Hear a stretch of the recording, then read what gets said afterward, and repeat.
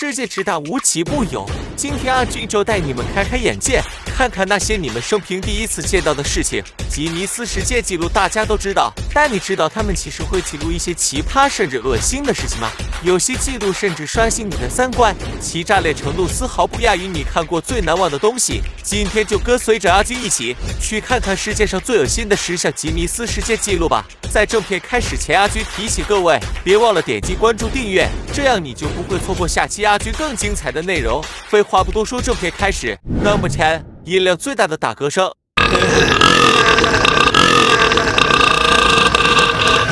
你听到的如此炸裂的打嗝声，是一位来自英国名叫 Paul Han 放出的。他是一名40岁的会计，同时也是2009年最响打嗝声记录的创造者。他在英国的 Buckingham Palace 的 Butlers 发出了一声高达 109.9 分贝的打嗝，109.9 分贝的声音大约等超级跑车从你身旁驶过。即便你距离他几十米远，你也能听到那震耳欲聋的打嗝声。而且通常在100到120分贝的黄金带1分钟就会导致暂时性的失聪，可见Paul Han的打嗝声音有多么可怕。可能这就是失传已久的狮吼功吧。据说他的打嗝有一种特殊的共振，通过调节某些肌肉和增加胸腔的压力，才能爆发出如此恐怖的音浪。同时值得一提的是，这项记录Paul Han保持了整整12年。虽然后面这项记录也在不停的被刷新，但没人保持的时间比Paul Han更久。Number 9，最长的指甲。注意看，如此恐怖的指甲长度，是一位来自美国明尼苏达州的 Diana Armstrong 创造的。他在2022年打破了2项指甲长度的吉尼斯世界纪录，他的双手指甲总长度达到了1306.58厘米，这成为了有史以来最长的指甲记录。估计他已经把9阴白骨爪练到最高境界了吧。64岁的 Diana Armstrong 自1997年起就没有修剪过他的指甲，他自己也表示25年来他没有去过美甲店。作为一位母亲，她的长指甲在日常生活中依然游刃有余，无论是拿取物品还是照顾家庭。据了解，她选择参加吉尼斯世界纪录，是希望借此挑战传统观念，打破大众对女性美的刻板印象。不知道屏幕前的你觉得这样美吗？ Number 8，胡须中最多的牙签，小心别被它扎到。眼前这个可不是刺猬，这是真正的胡须，只是牙签实在太多，已经看不到了。这位让你有密集恐惧的人名为 Joel Strasser， 是一位擅长挑战在胡须上放置各种物品的世界纪录保持者。2002年12月2日 ，Joel Strasser 在美国爱达荷州库纳市打破了在胡子里放最多牙签记录，他的胡子塞了足足3500根牙签。我不禁好奇，这胡子得多密集才装得下这么多的牙签？这让我想到了加大版的高斯球。据说他从小就发现自己的胡子比别人更浓密，而且喜欢塞东西到里面去，有的时候在里面放1天都不会掉下来。你觉得你有这么多的胡须会干嘛？ Number 7， 收集大便最多的人。我问你，你觉得他手里拿的是什么？别以为是石头，那是货真价实的便便。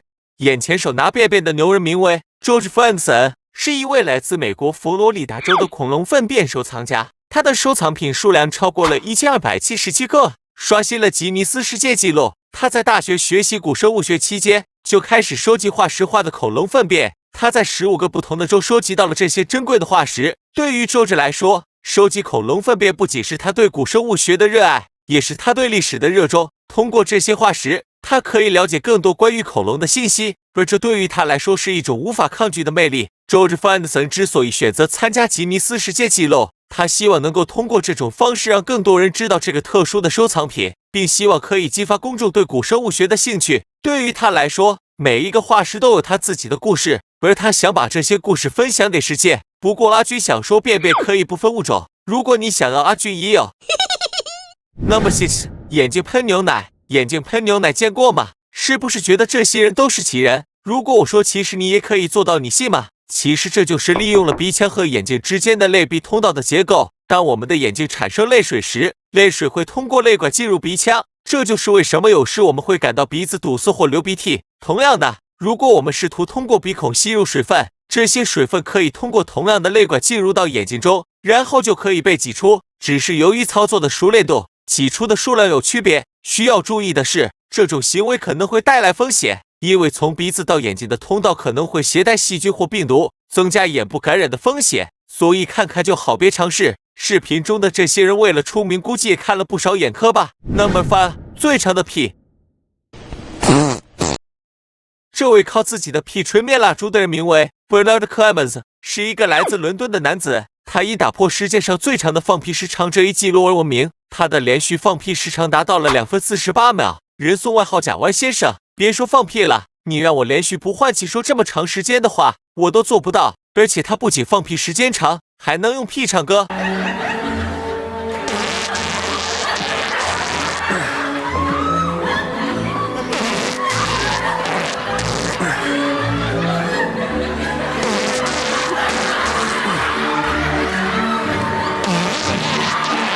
你看这音准，丝毫不亚于我弹吉他的侄子。估计是因为名气在外，他甚至将自己的屁保存了起来，准备用于售卖。曾经有人把自己便便卖出几10万美元，不知道他的屁能卖多少。我很好奇，屏幕前的你见过最长的屁是多久呢？